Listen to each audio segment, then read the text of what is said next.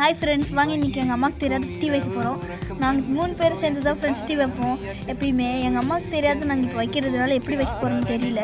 அங்கங்கே எல்லாம் சிதறி இருக்கிறத பார்த்தாலே எங்கள் அம்மா கண்டுபிடிச்சிடுவாங்க ஏதோ தச்சா வேலை செஞ்சு வச்சுருக்கேன் வீட்டிலன்னு.